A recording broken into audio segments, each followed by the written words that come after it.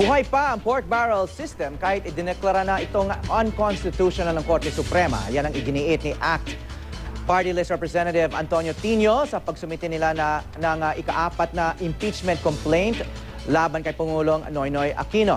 Para patunayan ito, sinamahan nila ito ng isang compact disc ng pag-uusap ng ilang opisyal ng gobyerno kaugnay ng umano'y PDAF sa 2014 budget. May news to go si Sherian Torres.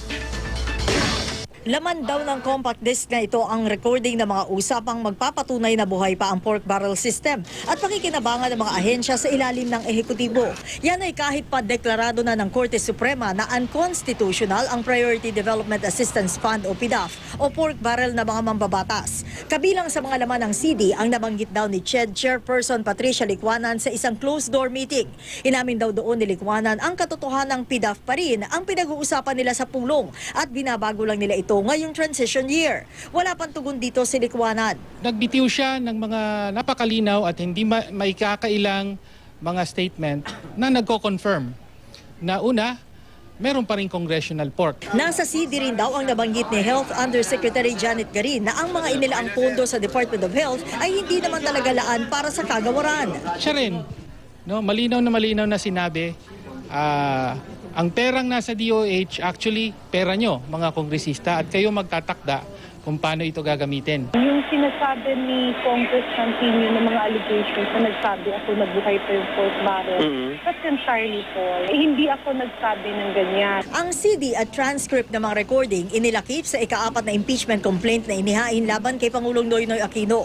Patunay daw kasi ang pagkakaroon pa rin ng pork barrel na nagawa ng Pangulo ang betrayal of public trust at culpable violation of the Constitution. Pero isa sa malaking kwestiyon na lumutan sa pagpapakita ng ebidensya ng mga complainants ay yung tanong kung wala bang nalabag dito na anti-wiretapping law provision. Sa ilalim kasi ng RA 4200 o yung anti-wiretapping law, isa sa mga provision ang nagsasabi na bawal mag-record ng pag-uusap kung walang consent ang mga taong sangkot dito. Una sa lahat, yung executive session dapat confidential yon. Hindi maaaring gamitin ang rules on confidentiality para itago ang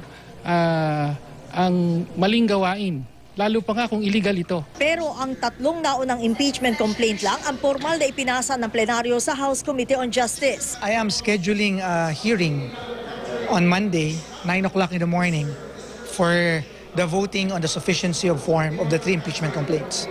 Ipinagkibit naman ng palasyo ang alegasyon ni Tino. We will let the impeachment complaint, the impeachment proceeding take its course in Congress. Sherian Torres, GMA News.